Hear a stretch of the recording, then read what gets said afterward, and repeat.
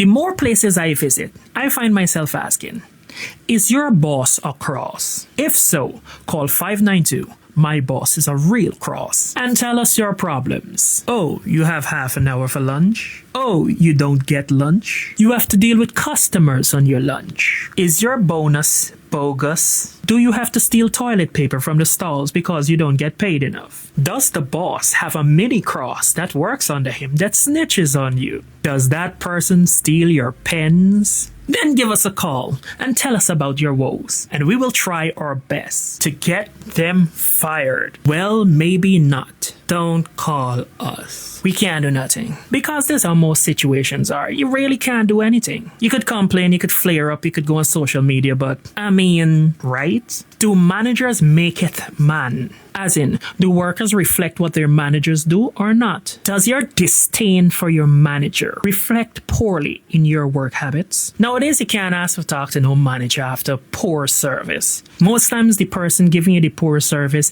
is the manager. Or they actually go and bring the manager, and the manager is twice as rude or extremely passive aggressive. But this story is not about them. It's about their workers. What are some of the crossing things that your boss do that pisses you off? Now, I ain't asking the public for share. Y'all don't jump in the comments and get fired for Christmas, right? Thankfully, I was not crossed with a crossing manager my entire life. But I did have one manager whose breath I nicknamed Bret Hart. You know the famous old-time wrestler? So is wrestling. It's punching, kicking, and the occasional body slam. Here why.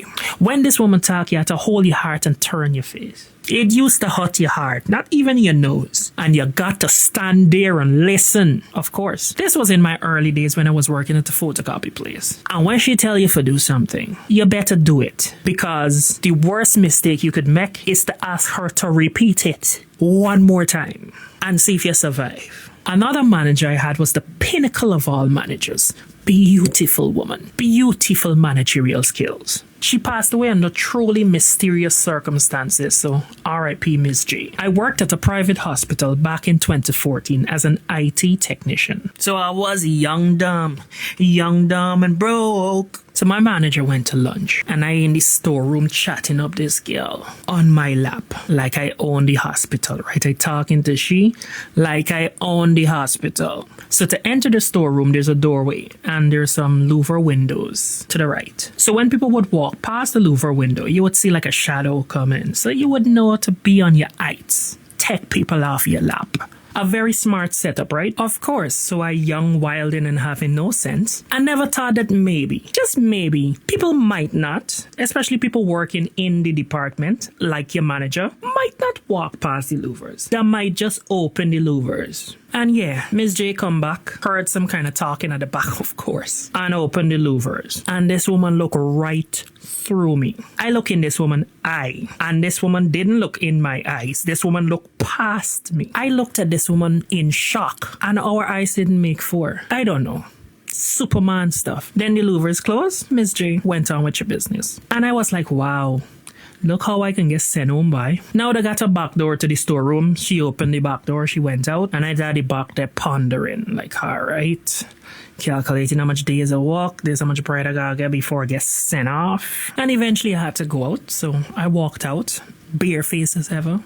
Miss J is there doing her work on the computer. I sat down, said nothing. Miss J was like, Jamal, you remember to restart the server because we were having some network issues. The network slowed down. Did you remember? And I, very shocked, said, no, Miss J. Waiting for like, oh, when you done restarted, go. I went and restarted, and Miss J operated like nothing happened.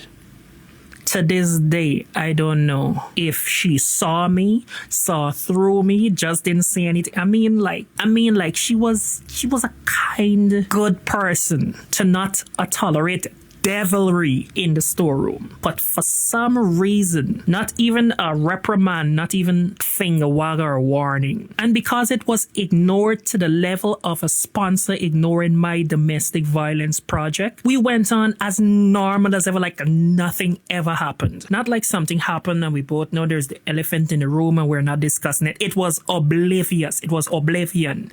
It was never in the atmosphere. It was never in the circumference of anything normal.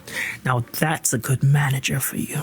But yeah, some of these bosses out here making their workers' lives a living hell. If you got to go, oh God, and roll your eyes when your boss walk in, that's the cross certification right there. If when they walk in, you suddenly gotta go to the toilet, that's the crossing diploma. And if they got halitosis of the mouth, that's the crossing degree. I always used to look at Qualfon. Qualfon always got vacancies. People come, people go. One big merry-go-round 80% of the times. 80% of Guyanese probably pass through Qualfon. I'm surprised that Guyana still got some unqualified people left in it. But as you can see from the ads, Qualfon has raised their pay to a survivable level. And that's the best step in the right direction. You see, managers, it's not okay to be a cross, but some of you can't help it. Fair enough. But you know what makes workers 2 times more angry, 2 times more frustrated, and 2 times more rude to customers? Well, you know this is who times 2. The substandard pennies y'all paying them. People could barely make ends meet, and then you can come like an early morning, lunchtime, and dinner cross sometimes, and do what you do best. Step on some crossing itation. Y'all don't pay people enough to put up with that. No matter the job. Once workers are there and they're compensated properly, your crossing scores go down. Your crossing meter would be at he's a cross, but I could laugh at his steal joke. He's a cross, but I got not thiefy petty cash. Not promoting stealing. He's a cross, but I won't spit any coffee on Mondays anymore. I hope you guys take away the moral of this story.